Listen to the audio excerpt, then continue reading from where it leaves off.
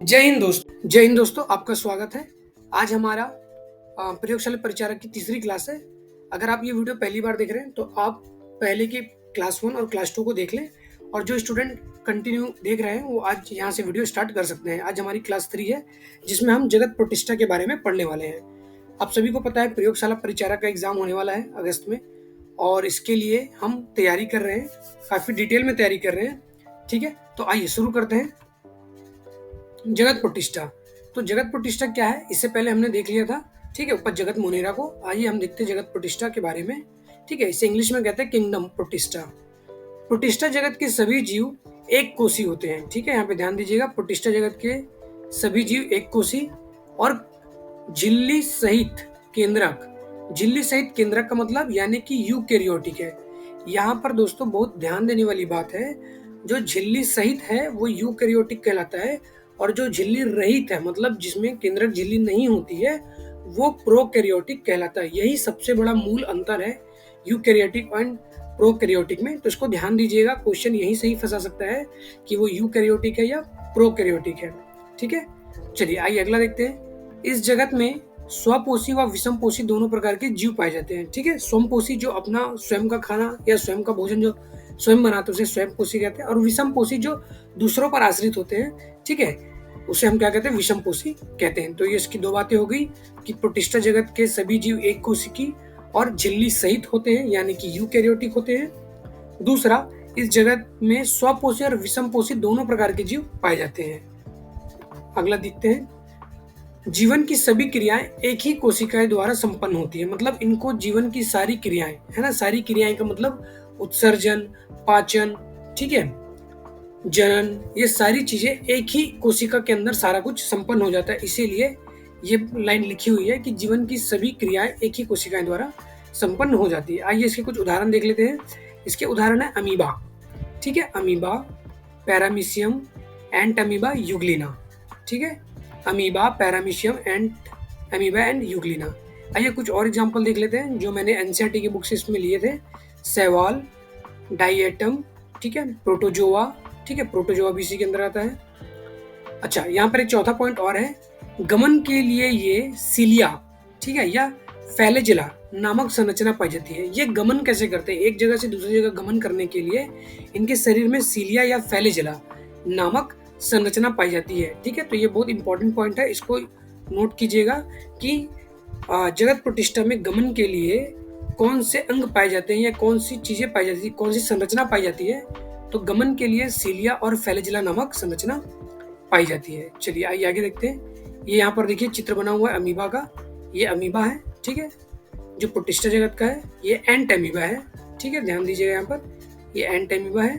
ठीक है, ये एक कोशी होते हैं और अपना सारा जीवन की सारी क्रियाएं एक ही कोशिका पर संपन्न कर लेते हैं। ठीक है, पैरामीशियम। ठीक है, आपने देखा होगा 9वीं 10वीं की कक्षा में ये काफी इंपॉर्टेंट हुआ करता था।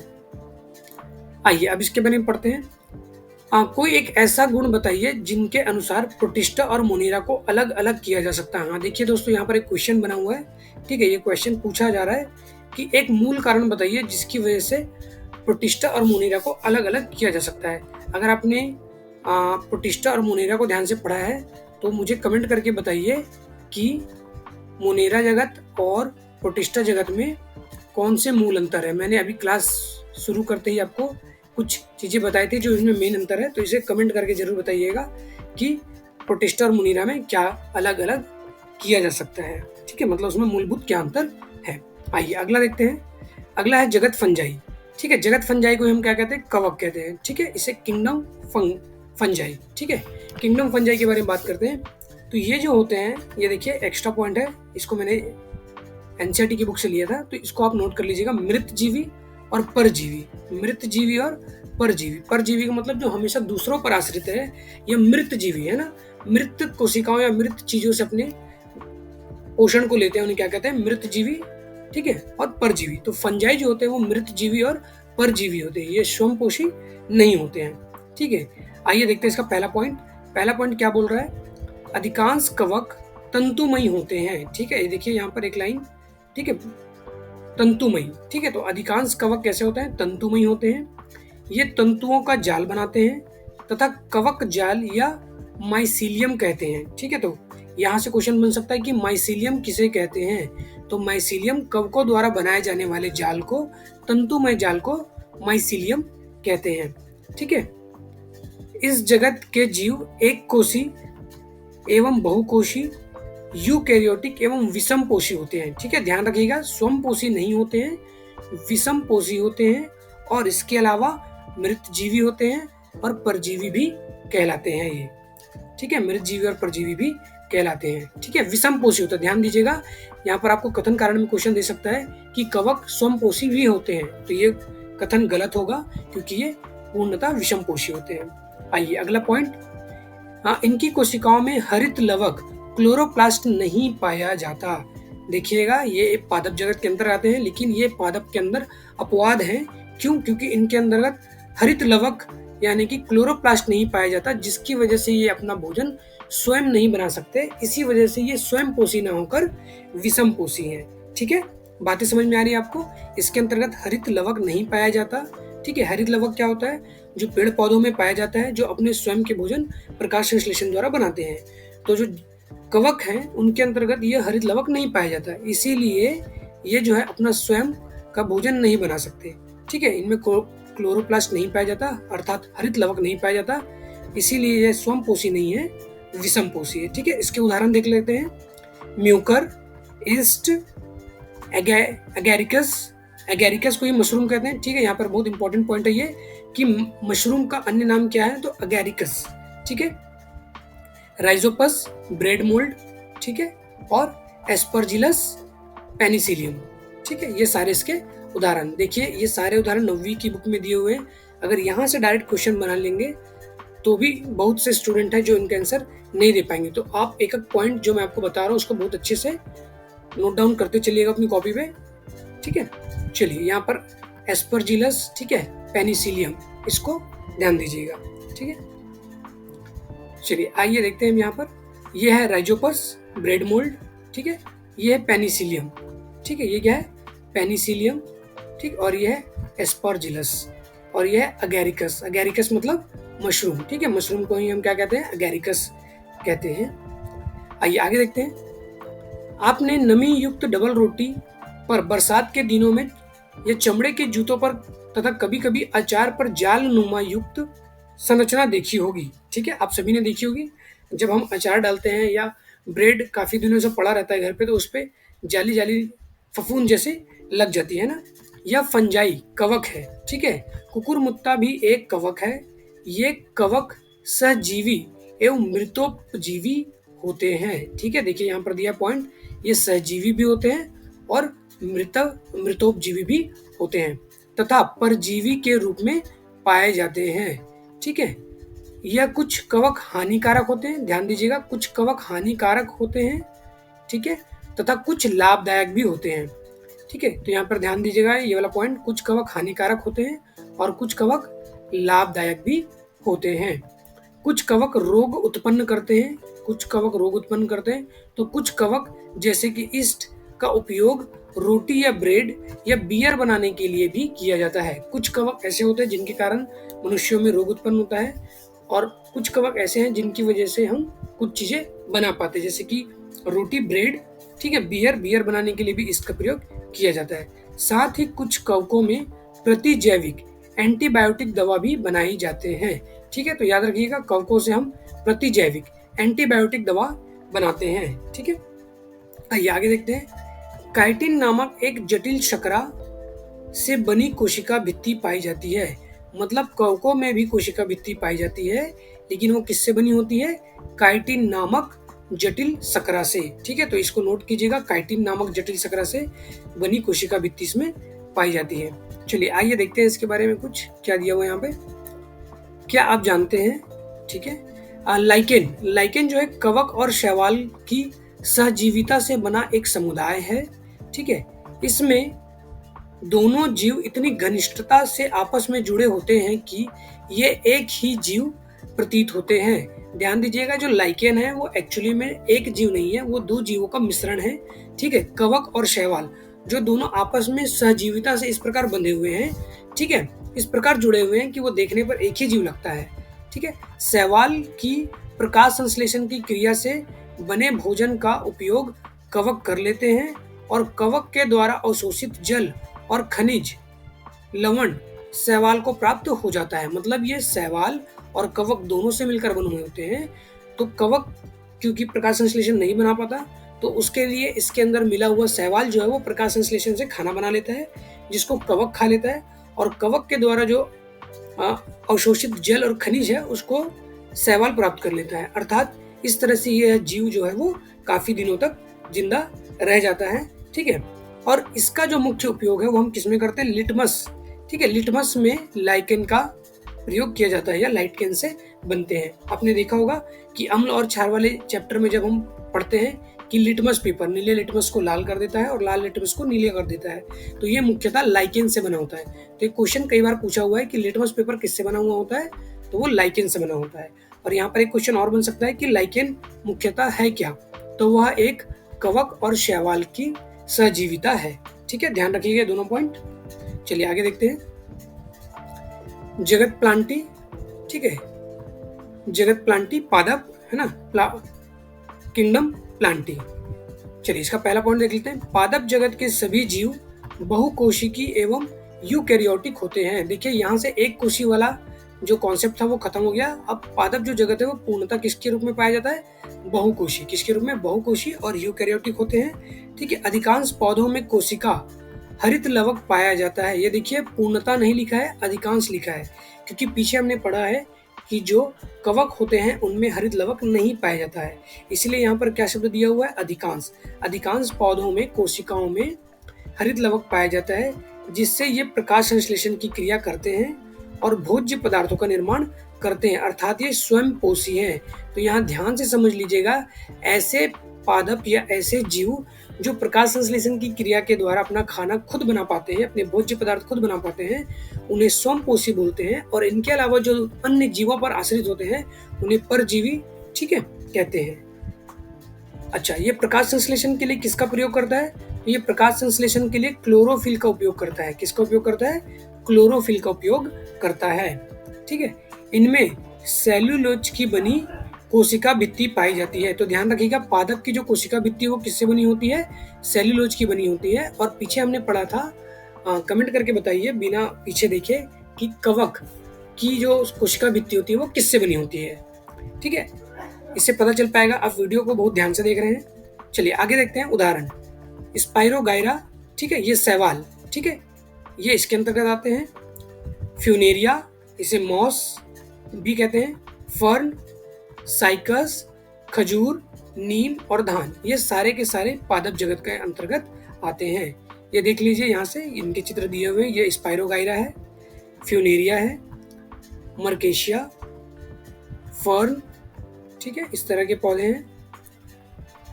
साइकस, नीम, नारियल और ये नागफनी, ठीक है, ये सारे पादप जगत के अंतर्गत आते हैं। अब आइए यहाँ पर देखते हैं, विटेकर ने शैवालों को प्लांटी जगत में शामिल किया है। ये देखिएगा, क्योंकि ऊपर हमने शैवाल अभी पढ़ा था, ठीक है, जो दूसरे जगत पे आ रहा था, तो आपके मन में डाउट हो रहा होगा कि शैवाल को प्लांट जगत में लिया जाए या फिर प्रोटिस्टा जगत पे लिया जाए।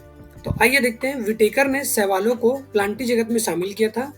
अन्य पादपों की तरह शैवाल के शरीर में जड़, तना व पत्ती में विभेदन नहीं किया जा सकता है। ठीक है, ध्यान दीजिएगा, यहाँ पर बहुत इंपॉर्टेंट पॉइंट लाइन है। ठीक है, अन्य पादपों की तरह शैवाल के शरीर में जड़, तना व पत्ती में विभेदन नहीं किया जा सकता। बारिश के दिनों में आपने नदी या तालाबों के किनारे व फर्श पर चमकदार हरी परत जमी हुई देखी होगी।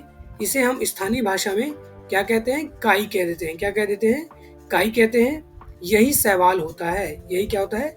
यही शैवाल होता है। ठीक है, यही शैवाल है। फ्यूनेरिया, मॉस, ये क्या है? इसका मुख्य रूप से पत्तियों तथा जड़ जैसी संरचनाएं होती है। ठीक है, राइजोडस का बना होता है। राइजोडस के द्वारा जल, खनिज, लवणों का अवशोषण किया जाता है। इस तरह के पौधों को ब्रायोफाइटा समूह में रखा गया है। ये देखिएगा, यहाँ से बहुत इंपॉर्टेंट क्वेश्चन, ब्रायोफाइटा किसे कहते हैं? तो याद रखिएगा, ब्रायोफाइटा किसमें कहते हैं? जिनमें पत्तियां और जड़ अलग अलग दिखाई देती है, उन्हें ब्रायोफाइटा कहते हैं। ठीक है, इस समूह के उदाहरण हैं रिक्सिया और मार्केशिया। ठीक है, रिक्सिया और मार्केशिया।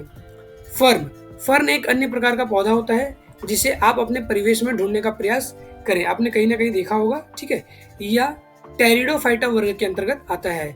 तो ध्यान दीजिएगा, जब पादप पादप जगत का वर्गीकरण किया जाता है तो ये क्वेश्चन पूछा जाता है कि इनमें से कौन सा पौधा ब्रायोफाइटा है, इनमें से कौन सा पौधा टेरिडोफाइटा है। तो ध्यान दीजिएगा इस चैप्टर को। ठीक है, वर्ग का पौधा है। इस वर्ग में अधिकांश पादपों में पुष्पी पादपों की तरह शरीर का विभाजन होता है। ठीक है, मतलब ऐसे पादप जिनके शरीरों का विभाजन किया जा सके, मतलब उनकी जड़ कौन सी है, तना कौन सी है, पत्तियां कौन सी है, तो इन्हें हम टेरिडोफाइटा कहते हैं। ठीक है, अर्थात इन पादपों का शरीर जड़, तना व पत्ती में विभाजित होता है। इनमें संवहन ऊतक भी पाया जाता है, परंतु इस वर्ग के पादप अपुष्पी होते हैं। याद रखिएगा, टेरिडोफाइटा में पुष्प नहीं होते हैं, अपुष्पी होते हैं। ये बीज उत्पन्न नहीं करते। ठीक है, ये बीज उत्पन्न नहीं करते। मर्सेलिया इस समूह का एक अन्य उदाहरण है। ये क्या उत्पन्न नहीं करते हैं? ये बीज उत्पन्न नहीं करते हैं। कौन सी जगत के? टेरिडोफाइटा के जो होते हैं वो बीज उत्पन्न नहीं करते हैं। आइए अब देखते हैं, कुछ अपवाद हैं जो बहुत इंपॉर्टेंट है, इसी से प्रश्न बनते हैं।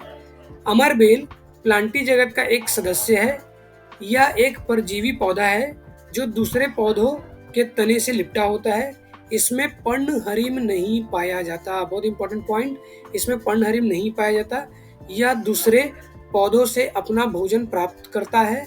इसके लिए अमरबेल एक विशेष प्रकार की जड़ें पाई जाती हैं जो अन्य पौधों से भोजन को अवशोषित कर लेता है।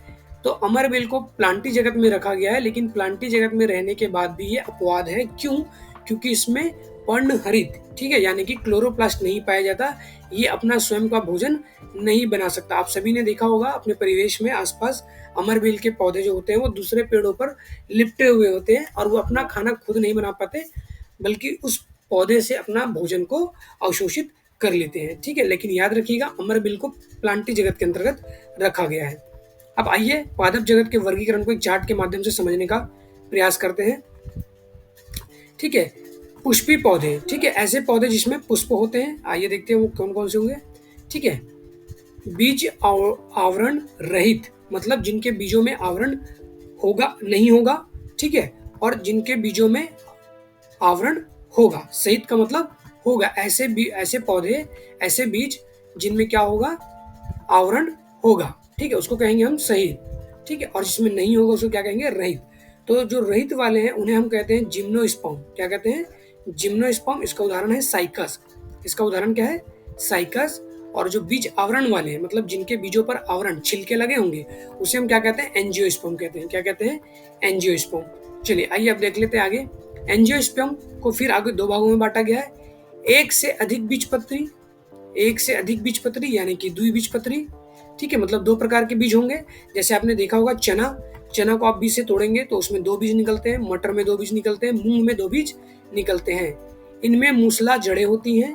ठीक है, पत्तियों में जालिकावत सिराएं विन्यास भी होती हैं। आइए अगला देखते हैं, एक बीजपत्री। एक बीजपत्री कैसे पौधे होते हैं या कैसे बीज होते हैं? गेहूं को देखिएगा वो एक बीजपत्री होता है, और मक्का को देखिएगा वो एक बीजपत्री होता है। ठीक है, उसके विभाजन दो भागों में वो नहीं टूटते हैं। ठीक है, इनमें झकड़ा जड़ें होती हैं। इनकी जो जड़ें होती हैं वो काफी जकड़ी हुई होती है। ठीक है, पत्तियों में समानांतर सिरा विन्यास होता है। ठीक है, आइए आगे देखते हैं। ठीक है, यहाँ पर क्या पूछ रहा है? यहाँ पर कुछ क्वेश्चन पूछ रहा है। आप अपने आसपास पाए जाने वाले पौधों जैसे कि आम, धान, महुआ, घास, मक्का आदि की पत्तियों का अवलोकन करें और उनकी जड़ों और उनके सिरा विन्यास से संबंधित क्या मिलता है देखने के लिए यहाँ पर बोला गया है, क्रियाकलाप करने के लिए बोला गया है। चलिए आगे देखते हैं। जगत एनिमेलिया। ठीक है, जंतु जगत, जिसे हम जंतु जगत के नाम से जानते हैं, जगत एनिमेलिया। आइए देखते हैं जगत एनिमेलिया क्या है। Kingdom animalia. ठीक है, इसके बारे में पढ़ते हैं। जंतु जगत, किंगडम एनिमेलिया। ठीक है, इस जगत के जीव बहुकोषी होते हैं, यूकैरियोटिक होते हैं और विषमपोषी होते हैं। ये तीनों लाइन को बहुत अच्छे से याद रखिएगा। इस जगत के जीव बहुकोषी, यूकैरियोटिक एंड विषमपोषी होती हैं। इनकी कोशिकाओं के चारों ओर कोशिका भित्ति नहीं पाई जाती। Very very important line. Animalia जगत के अंतर्गत कोशिका भित्ति नहीं पाई जाती। और इनकी कोशिकाओं में हरित लवक भी नहीं पाया जाता है। ये भी बहुत इंपॉर्टेंट पॉइंट है। इन जीवों में पोषण अंतर्ग्रहण द्वारा होता है, ठीक है। इनको भोजन ग्रहण करने के लिए विशिष्ट अंग होते हैं। तो एनिमेलिया के अंतर्गत जैसे कि मानव शरीर को हम देखें तो हमें भोजन ग्रहण करने के लिए, पोषण प्राप्त करने के लिए हमारा एक अलग से विशिष्ट अंग है जिसे हम पाचन अंग या पाचन तंत्र के नाम से जानते हैं, ठीक है। जिसे तितली में रस चूसने के लिए नली होती है और मनुष्य के मुख होते हैं कि मुख के द्वारा वो अपने खाने या भोज्य पदार्थों को अपने शरीर के अंदर लेकर जाते हैं। तो यह उसी चीज की बात कर रहा है, विशिष्ट अंग होते हैं। पक्षियों में चोंच होती है, वो चोंच के माध्यम से अपने भोज्य पदार्थों को अपने शरीर के अंतर्गत लेकर जाते हैं, ठीक है। अधिकांश जंतुओं में प्रचलन अंग पाए जाते हैं, ठीक है। प्रचलन अंग पाए जाते का मतलब ऐसे अंग जिनका वो इस्तेमाल करते हैं चलने के लिए, ठीक है।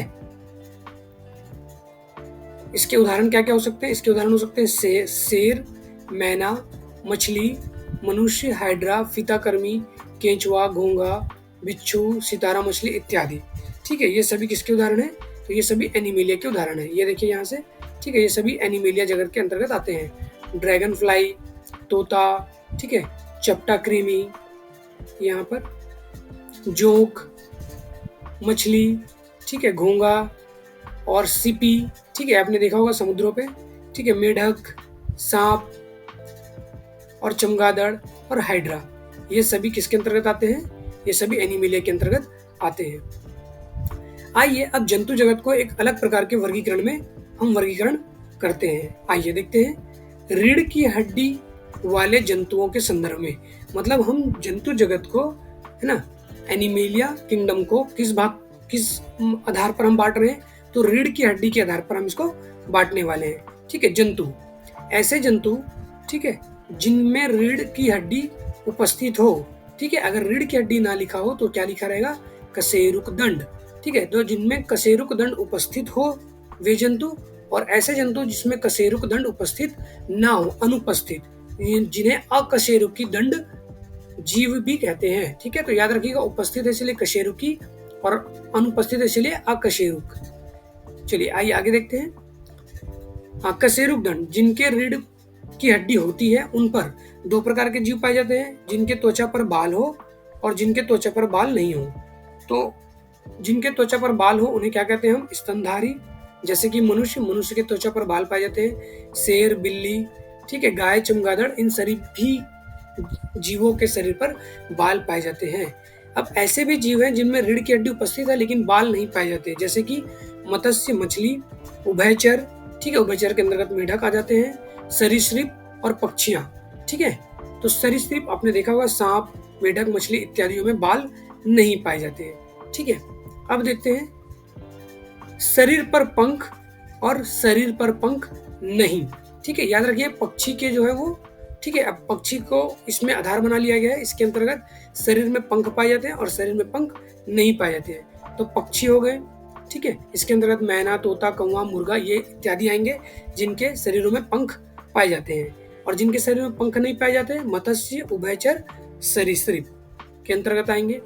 अब इनके आगे और जाएंगे, हम वर्गीकरण करेंगे तो देखेंगे यहाँ पर त्वचा नमी युक्त और त्वचा नमी युक्त का अभाव। ऐसे कौन से जीव हैं जिनमें हमेशा नमी होती है या वो उनका जो त्वचा होता है वो नमी से भरा हुआ होता है, ठीक है। तो मत्स्य, उभयचर ये हमेशा पानी या जल से संबंधित होते हैं, इसीलिए इनकी त्वचा नमी युक्त होती है।